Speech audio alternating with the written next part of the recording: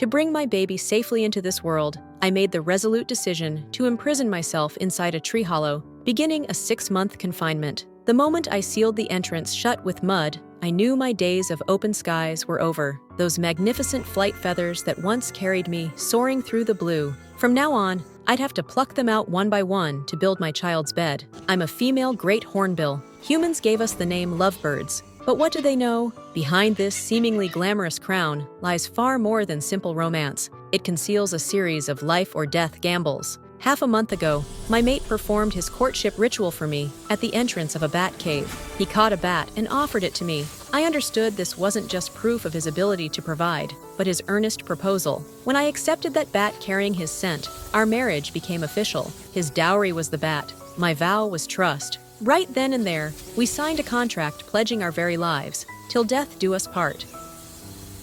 Afterward, he brought me to the wedding chamber he'd prepared in advance, a tree hollow, and my prison for the next 6 months. Once I entered the cavity, my mate would bring mud, and I would seal the entrance shut. I knew this was for my safety, so I had no choice but to use my beak as a trowel, personally walling away my own freedom. As the opening grew smaller and smaller, the light fading, my imprisonment officially began. That coin-sized gap before me would become my only connection to the outside world. On the first day after sealing the entrance, I plucked out the flight feathers that once carried me soaring through the wind. I knew that from this day forward, they no longer belonged to the sky. They belonged to my children's first cradle. More than that, shedding these feathers meant I'd placed my entire existence in my mate's hands. If he stopped providing for me, I wouldn't survive. But stopped providing doesn't mean I fear he'll abandon me. It's more like telling him, be careful out there. Your safe return is the only light in my dark world.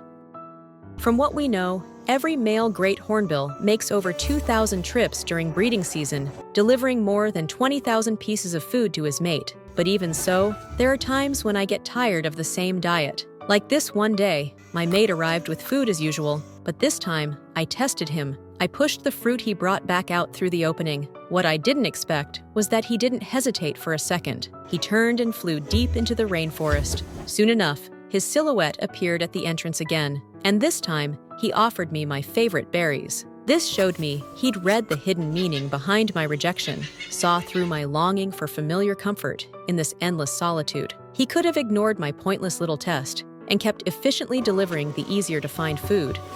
But he didn't. Instead, he chose to spend his already exhausted energy satisfying my tiny preference. In the days that followed, the food became more varied. The promise he made at that bat cave entrance was now fulfilled in every way.